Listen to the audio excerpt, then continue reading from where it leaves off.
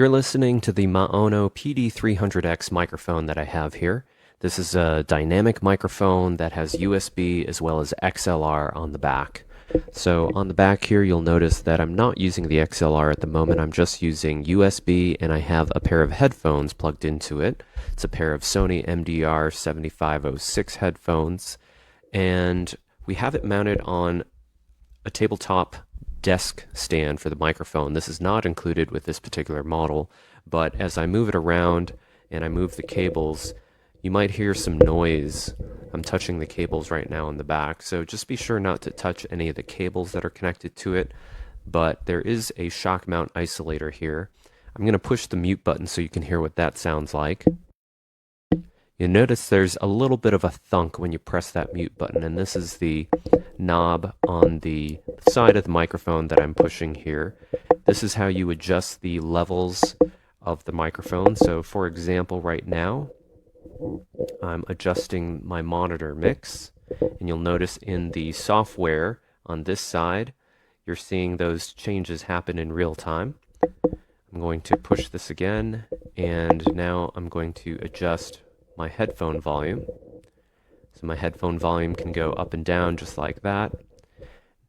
And you're hearing some noise in the microphone audio, so you don't want to do this while you're recording.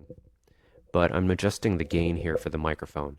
So if I move up to about 2 inches from the microphone, this is where you would want the gain to be set, and you can see that the volume level in the audio meters bouncing around in that range with the line next to it, and that is going to indicate that you have a good volume level. But if I move further away from the microphone, I might need to turn that gain up a bit.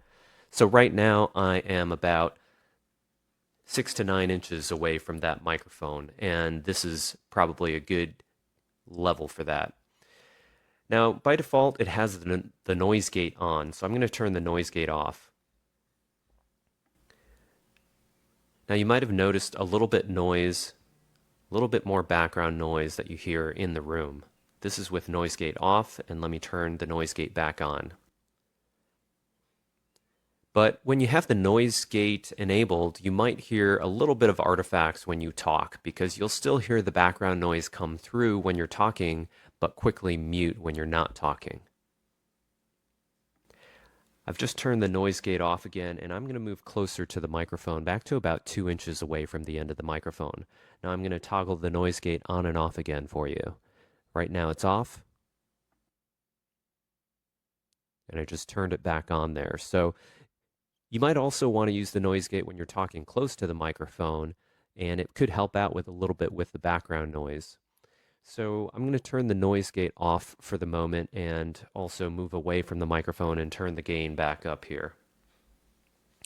All right, so there's some other things that you can adjust here, such as the button functions. You can also choose a scene here and adjust the EQ. So right now I'm going to do a low cut, and with the low cut, you should hear less bass in the audio. Now, to really emphasize this point, what I'm going to do is I'm going to try and go to the gain setting here and move it a little bit lower so that I can move up closer to the microphone. So this is with the low cut, and now this is with the low cut off. So you should hear a little bit more bass right now, but if I do the low cut, then it should cut out some of those bass frequencies. Now I'm going to go back to flat. This is flat, and I'm going to boost the mid-range a little bit. So you might hear a little bit of that mid-range pop up a bit more, a little bit louder, maybe a little bit easier to hear depending on your voice. Now I'm going to go back to flat. This is flat. Now I'm going to do low cut and mid frequency boost, and you'll hear a combination of that low cut and that mid frequency boost there. I'm going to go to original, and you'll hear what that sounds like, and then back to flat here, which looks to be about the same. So let's go to some of these scenes here. So we have podcasting.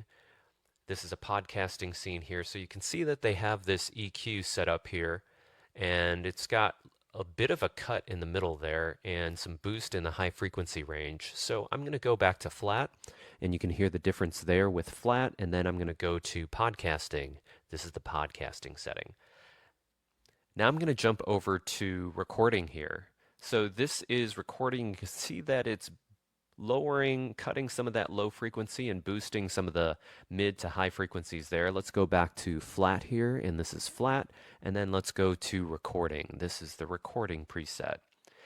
Now I'm going to gaming. This is where it looks like they've cut out a lot of that low frequency because they didn't want any of that low frequency in there, and they boosted a lot of that mid, probably just for intelligibility. So let's go to flat. This is flat, so you can compare it to the gaming preset, which is what you're listening to right now. Okay, I'm going to go back to original. This is back to flat, how it originally sounds. Let's try the compressor real quick just to hear how that sounds. And I tried this a bit before, and honestly, I heard a bit of distortion with the heavy compression, so I don't think you would want to use much of this unless you wanted that distortion in there for that effect. But that's what the compressor sounds like. Now you can click on the three dots and tune the settings in the compressor as well. Like if you don't want a ratio as high, you could tone that down maybe to around 2 or so, 2 to 1. And then if we dial in that compressor a bit more, you can hear that it's probably a little bit less harsh on that compressor.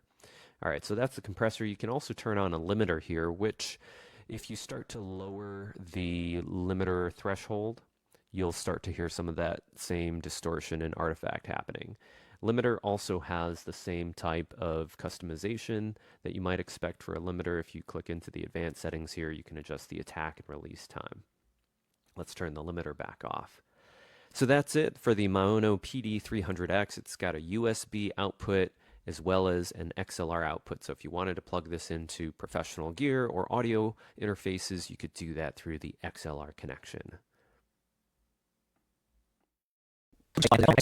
Shock mount already attached to the microphone so that you can easily connect it to your desktop stand or a freestanding stand of some type. It features also an XLR output for connecting to a high quality audio system, a mini stereo phone jack for your headphones, as well as a USB-C jack for connecting to your phone or your mobile device or your computer as well. If we take a look at the other features here, there's a mute button also up top, and that mute button also functions to switch between different kinds of effects as well.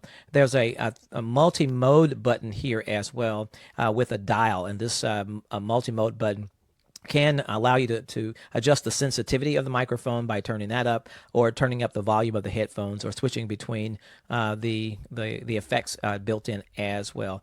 Some of the other accessories that come with the microphone include a high quality USB-A to USB-C cable that's included, and then a 5/8 to 3/8 stand adapter as well. Beyond that, there are the user manual does come with it, some other literature. The user manual comes in several languages, and then beyond that, there's a product literature for how to obtain MAONO Arena. That's a different software that you can use. The application that's used to control and do the settings for the microphone is called MAONO Link, and that's also available once you have the microphone as well.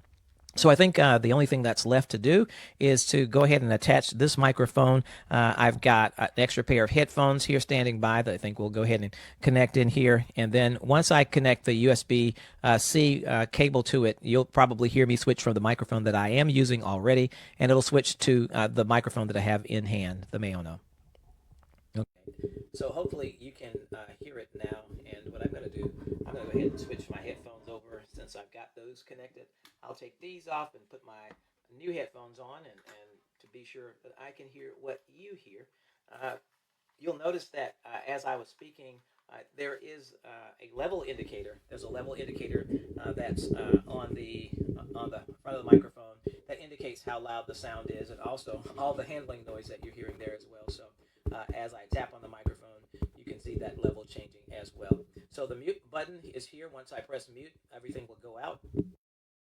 Okay, it briefly went out. I can adjust the sensitivity of the microphone by changing the mode button to the all white setting. So once I turn that up, of course, you hear the sensitivity of the microphone increasing as well. I can also press the button again, and apologize, it's so loud. And now this is the volume of the headphones, that kind of thing, and so forth. So why don't we see how it sounds up close? I'll bring it up close to my mouth. Okay, the sensitivity definitely needs to come down a little bit. Let's go back and change that again. So we're going to go back to that mode, and we're going to turn that sensitivity down some.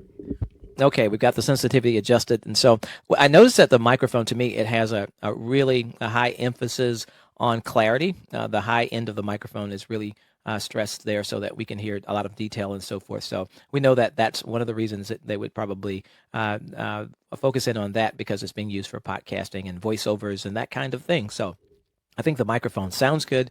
It's nice and clear. It may be a little bit, I don't know, maybe a little close to my mouth, that kind of thing. And maybe once we have it attached to a stand, it may even sound even better. And of course, you can always adjust the equalizer settings for clarity, for highs and lows and that kind of thing, give it more presence and so forth. So this microphone, of course, the PD300X by MAONO, is available on Amazon. So thanks for watching.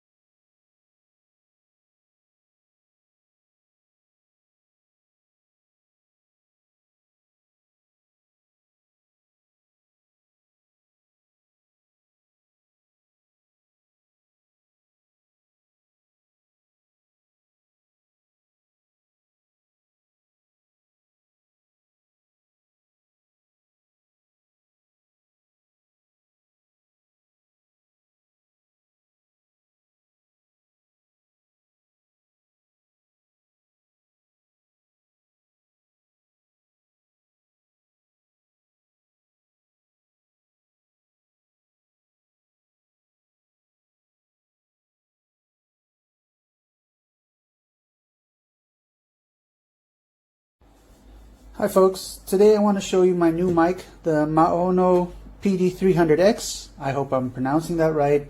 I'll be unboxing it and showing you what's inside, and I'll give it a go as well. So you get the manual in the box and a bunch of paperwork, I guess warranty, QR code for you to scan, and I'm going to put this aside for a second and see what's in the accessories box. Let's see.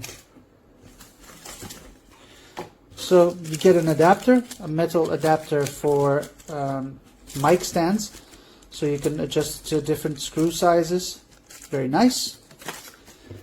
And there's of course a USB from USB-C to USB-A. So that's also nice, and a silica gel bag, but that's just to make sure it doesn't get moist or anything. Alright, so I noticed that this cable has USB-C to USB-C, but with an adapter on it, so it goes to USB-A, which I think is really cool.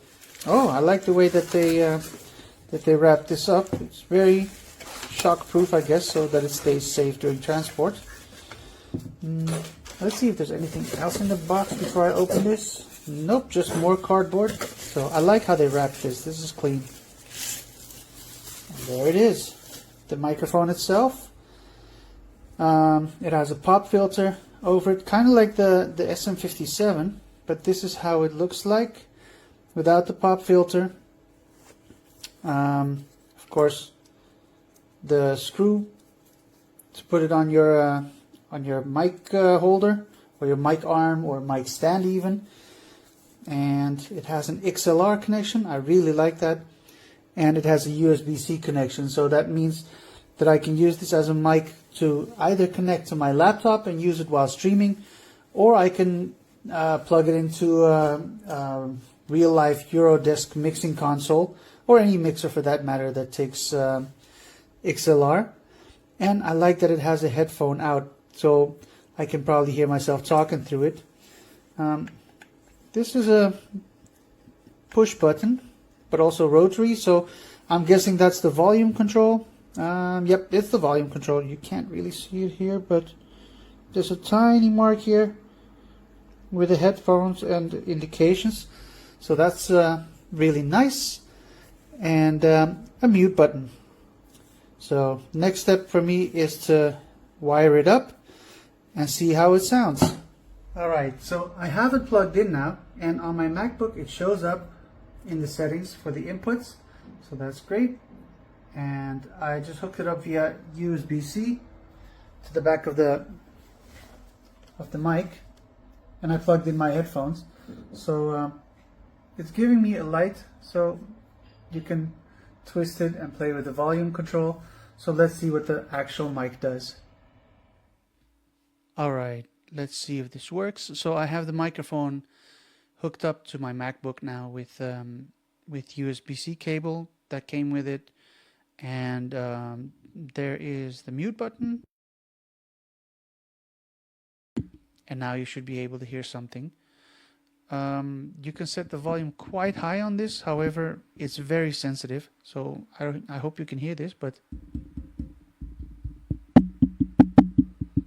so there's a lot of knocking coming in, and when you do this you just know how sensitive it is. But yeah, I think it's a great mic for when you want to do some streaming or when you try to sing. I have a microphone in the corner there, but it's broken. Where? There. So I can't really compare the two, but from what I pick up at first glance, it's a really nice mic. So for that price that they sell it on Amazon, you can't really go wrong. So yeah, go pick up one, you know.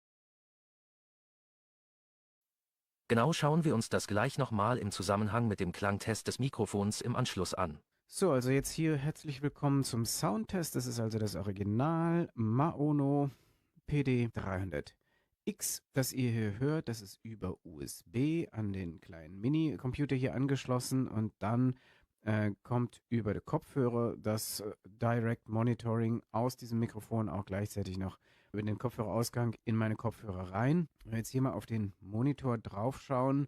Achso, also erstmal, das ist die neutralste Einstellung, die man sich vorstellen kann. Und ich habe hier, wie man hier sieht, ein Noise Gate mit drin. Das heißt, sobald ich aufhöre zu sprechen, hört man komplett 0. Das liegt einfach daran, der Noise Gate, das kann man sich vorstellen wie so ein Tor. Das macht sozusagen erst dann auf, wenn wirklich eine gewisse Mindestlautstärke durch meine Stimme auf die Mikrofonkapsel sozusagen entsteht. Und sobald das sozusagen weniger als, wie man hier einstellen kann, minus 25 dB sind, kommt hier gar nichts mehr durch.